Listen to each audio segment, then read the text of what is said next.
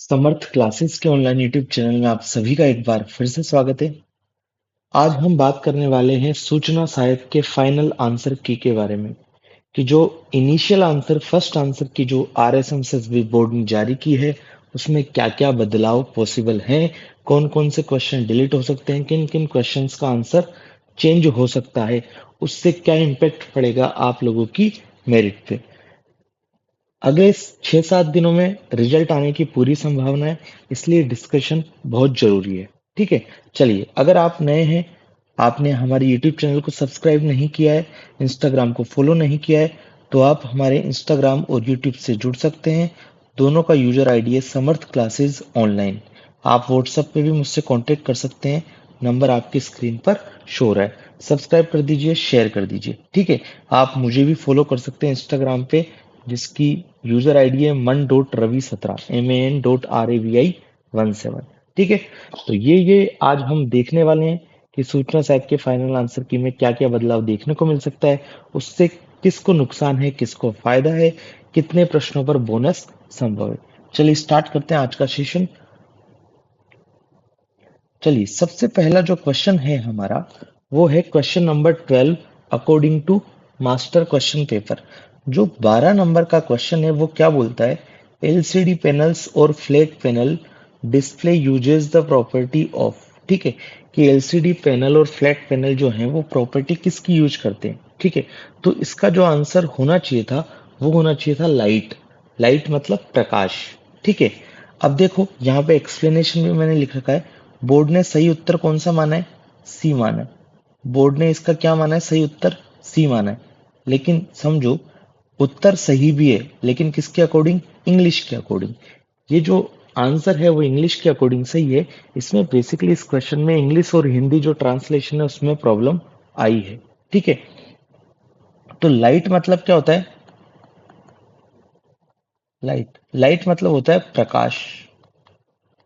तो यहाँ भी क्या होना चाहिए था, प्रकाश। ये हल्के की जगह क्या आना चाहिए था, प्रकाश। तो यह उत्तर सही है। कौन सा उत्तर, option number C, light, English वाला। किंतु हिंदी मीडियम के स्टूडेंट्स के लिए जब आप विकल्प सी को देखेंगे तो पाएंगे कि वहां क्या लिखा हुआ है, हल्का लिखा हुआ है, जबकि वहां क्या होना चाहिए था, प्रकाश लिखा होना चाहिए था। ठीक है, तो इसका एक्सप्लेनेशन इसके अलावा देने की जरूरत नहीं है।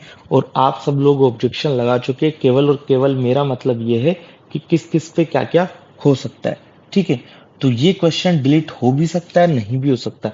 जनरल क्या होता है, जनरली कि जो भी कोई एग्जाम कंडक्ट कराती है कोई भी बोर्ड, वो क्या करती है, इंग्लिश क्वेश्चन के अकॉर्डिंग ही अपने आंसर सही मानती है यदि हिंदी में किसी भी प्रकार की त्रुटि होती है।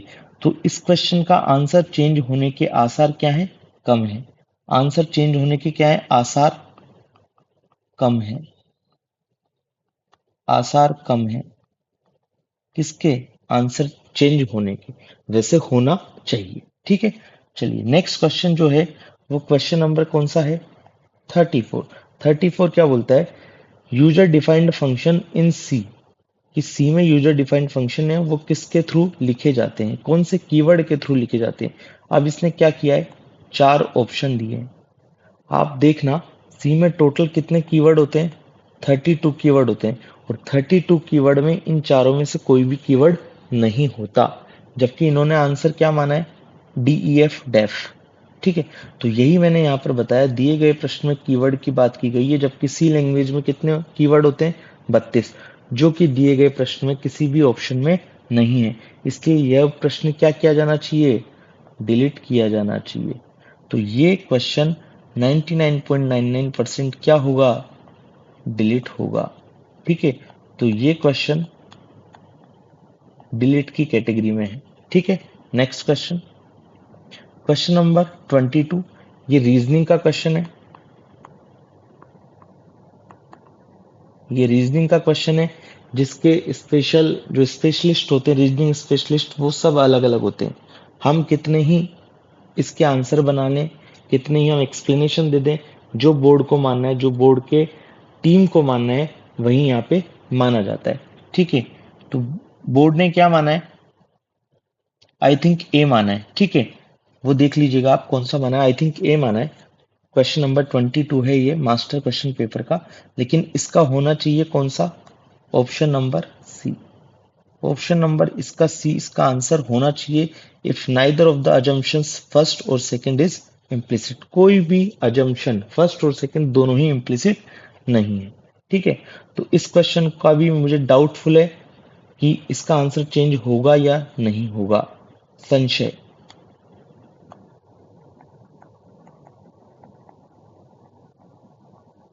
संशय है कि डाउटफुल आंसर चेंज होगा या नहीं होगा। चलिए नेक्स्ट क्वेश्चन है क्वालिटेटिव डाटा। पूछा गया है 48 क्वेश्चन है कि क्वालिटेटिव डेटा कौन सा है। ठीक है, तो 48 का इन्होंने आंसर माना है बी। कौन सा आंसर माना है? बी। मतलब इन्होंने क्या माना है? केवल और केवल जेंडर को इसका आंसर माना है।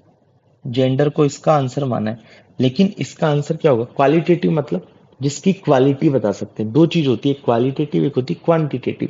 ठीक है, तो क्वालिटेटिव की बात कर रहा है तो इसके दो आंसर हो जाएंगे, एक हो जाएगा जेंडर और एक हो जाएगा आई कलर। तो मेरे अकॉर्डिंग क्या क्या होने चाहिए इसके? जेंडर और आंखों का रंग, आई कलर। ठीक है, तो देखो दिए गए प्रश्न क्रमांक 48 में क्वालिटेटिव डेटा पूछा गया है, बोर्ड द्वारा ऑप्शन बी को सही माना गया है, जबकि इस प्रश्न का सही उत्तर क्या होना चाहिए? सी, आंखों का रंग भी है। इसका मतलब इस क्वेश्चन के कितने हैं? दो ऑप्शन सही हैं। ठीक है, इस क्वेश्चन के कितने ऑप्शन सही है? दो ऑप्शन सही हैं। इसलिए क्वेश्चन डिलीट हो सकता है। ठीक है, दो ऑप्शन सही है इसलिए क्वेश्चन क्या हो सकता है? डिलीट हो सकता है। अब मैंने आपको ज्यादा यहाँ पे एक्सप्लेनेशन इसलिए नहीं दी, इनकी एक्सप्लेनेशन पीडीएफ और फोटो भी अटैच इसलिए नहीं करी क्योंकि अभी मेरे को बस मोटा मोटी बताना है किसका क्या हो सकता है। ठीक है, हम ऑब्जेक्शन लगा चुके हैं, वो जो फाइनलाइज आंसर की है वो भी बन चुकी है, बस बोर्ड को पब्लिश करनी है। ठीक है, चलिए नेक्स्ट 127। ये जो क्वेश्चन है इसमें इंग्लिश और हिंदी ट्रांसलेशन अलग अलग है। देखो यहाँ पढ़ो। While transmission of data from a sender to receiver using modem on internet, the data is first converted to from. मतलब यहाँ पे क्या पूछा गया है कि कन्वर्टेड किस में होता है, वो तो यहाँ पर आएगा, और किस से होता है वो यहाँ पे आएगा। जबकि आप हिंदी पढ़ो, प्रेषक से ग्राही तक डेटा का स्थानांतरण इंटरनेट पर मोडेम के द्वारा होता है जिसमें डेटा प्रथम है। इसमें उल्टा दे दिया। ठीक है, तो इस क्वेश्चन का जो आंसर है, बोर्ड ने आंसर क्या माना है? बी को आंसर माना है। बोर्ड ने आंसर माना है बी, एनालॉग फ्रॉम डिजिटल। यह आंसर बिल्कुल सही भी है। ठीक है, देखो यह प्रश्न हिंदी और इंग्लिश दोनों में भिन्न भिन्न भी है, लेकिन यदि इंग्लिश में लिखे हुए प्रश्न को सही मानते हैं और उत्तर निकाला जाए तो सही उत्तर क्या होता है? Digital to analogue. सॉरी, जो इस क्वेश्चन है वो हिंदी के हिसाब से इन्होंने सही माना है। ठीक है, लेकिन ये इंग्लिश के हिसाब से सही होना चाहिए क्योंकि इंग्लिश और हिंदी यहाँ पर अलग अलग है। तो इस क्वेश्चन का पक्का आंसर क्या होगा? चेंज होगा। आंसर,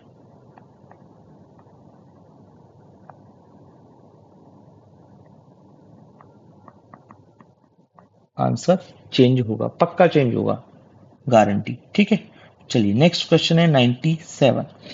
इस 97 में क्या पूछा है कि रिमोट लॉगिन के अंदर क्या क्या शामिल है। देखो रिमोट लॉगिन के अंतर्गत क्या क्या आता है। चार इसने स्टेटमेंट दिए, video conferencing, talking on phone, telnet, NEPC. ठीक है, अब देखो तो रिमोट लॉगिन के अंतर्गत क्या क्या आता है? 97, 97 का इन्होंने क्या माना है? सी माना है। देखो 97 का सी माना है। सी में क्या आ रहा है? केवल तीन, मतलब टेलनेट को मान रही है। अब देखिए टेलनेट तो क्या है भाई? एक प्रोटोकॉल है। टेलनेट क्या है? प्रोटोकॉल है। देखो यहाँ पे लिख रखा है रिमोट लॉगिन के अंतर्गत टेलनेट का उपयोग किया जाता है, जो कि एक प्रकार का प्रोटोकॉल है। लेकिन प्रोटोकॉल को किस पे चलाया जाता है? किसी पीसी पे चलाया जाता है। तो यहाँ पे क्या क्या आना चाहिए था? टेलनेट और एनईपीसी, टेलनेट और एनईपीसी। इसका मतलब ऑप्शन होना चाहिए था डी। क्या होना चाहिए था? Option number D. तीन और चार ये दोनों सही है। तो इस क्वेश्चन के आंसर चेंज होने की संभावना है। आंसर चेंज होने की संभावना है। पहले क्या दिया इन्होंने, सी दिया है, लेकिन अब क्या होने की संभावना है, डी। ठीक बात। चलिए नेक्स्ट 65 की तरफ बढ़ते हैं। 65 क्या है, देखिए 65 में बात आ रही है जावा सोर्स की। किसकी बात आ रही है, जावा सोर्स की। तो देखो बाइट कोड जो होता है उसको जावा लैंग्वेज में डिफाइन किया जाता है। इसमें क्या है, इसका आंसर दिया है इन्होंने बाइट कोड, जबकि बाइट कोड को क्या करते हैं, जावा लैंग्वेज में डिफाइन किया जाता है, जो कि दिए गए सिलेबस में नहीं है। हमारे किसी भी पूरे सिलेबस में, ये सिलेबस मैंने अटैच किया है, जावा लैंग्वेज का कोई जिक्र नहीं था, केवल सी थी और उप्स थी, ऑब्जेक्ट ओरिएंटेड प्रोग्रामिंग। और इसका आंसर क्या दिया है इन्होंने 65 का, देखो सी। सी मतलब बाइट कोड, सी मतलब बाइट कोड। ठीक है, और बाइट कोड को किस में डिफाइन करते हैं, जावा लैंग्वेज में, जो कि सिलेबस में नहीं है। इसलिए क्वेश्चन क्या आया है अपना, आउट ऑफ सिलेबस। क्या डिलीट होने की संभावना है क्या, नहीं है। मेरे ख्याल से डिलीट होने की संभावना नहीं है, क्योंकि वो सभी के लिए सेम है, आउट ऑफ सिलेबस। तो जनरली ऐसा ये डिलीट नहीं करते हैं। ठीक है,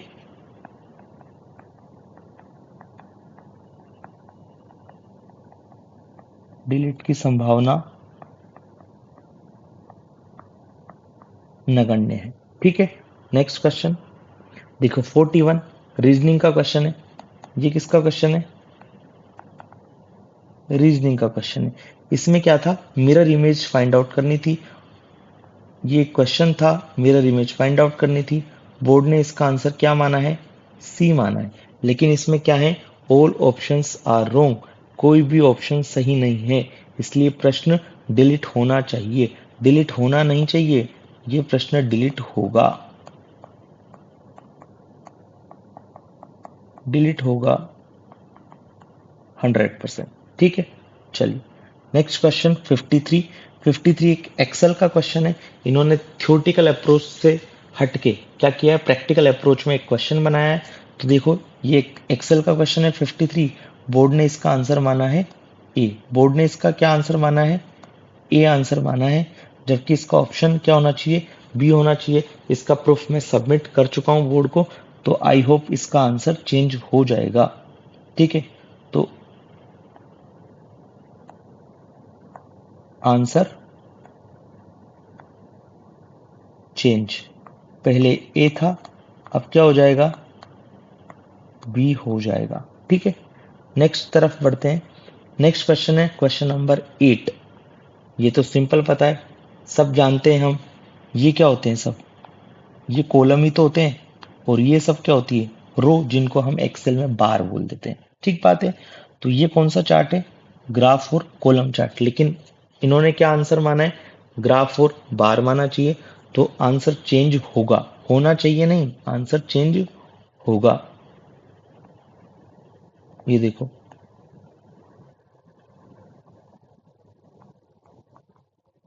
आंसर चेंज होगा। इन्होंने इन्होंने क्या माना है, सी, जबकि क्या आना चाहिए आंसर, डी। तो इन्होंने माना है सी, और हो जाएगा क्या, डी। पक्का चेंज होगा ये आंसर। ठीक है, चलिए। तो ये थे कुछ क्वेश्चन, हो सकता है एक दो क्वेश्चन और भी हों जिनके डाउट हो, लेकिन मुझे लगता है मोटा मोटी सबके यही क्वेश्चन थे जिनमें डाउट लगा है। ठीक है, तो आपने अगर चैनल को सब्सक्राइब नहीं किया तो सब्सक्राइब कर लीजिए, लाइक शेयर कर दीजिए। और अब बात करते हैं किसको फायदा और किसको नुकसान। देखिए, जिन बच्चों के फर्स्ट आंसर की से 100 से ज्यादा क्वेश्चन सही है, तो अगर कोई क्वेश्चन डिलीट होता है तो सबके लिए डिलीट हो रहा है, सबको बोनस मार्क्स मिल रहा है तो सबको बोनस मार्क्स मिल रहा है। लेकिन जो क्वेश्चन की आंसर की चेंज होती है उसमें किसको फायदा होता है, ज्यादातर उन बच्चों को फायदा होता है जो मैक्सिमम मार्क्स ऑलरेडी उसमें क्या कर रहे हैं, अटेन कर रहे हैं, प्राप्त कर रहे हैं। ठीक है, तो मेरे ख्याल से ऐसा है कि जो जो बच्चों के 100 से ज्यादा क्वेश्चन सही है 150 में से, उन बच्चों के 3-4 क्वेश्चन और सही हो जाएंगे, ऐसा मेरा मानना है। ठीक है, चलिए, तो आज का सेशन यहीं एंड करते हैं। आप मेरे को इंस्टाग्राम पे फॉलो कर सकते हैं, ये मेरी आईडी है man.ravi17। समर्थ क्लासेस को आप फॉलो कर सकते हैं, लाइक सब्सक्राइब सब कर सकते हैं। यूट्यूब पे हम और इंस्टाग्राम पे हम इसी यूजर आईडी के साथ अवेलेबल हैं, समर्थ क्लासेस ऑनलाइन। कोई स्पेस नहीं देना। आप व्हाट्सएप पे भी मेरे से कांटेक्ट कर सकते हैं। Thank you, bye bye. Take care. All the best for IA result.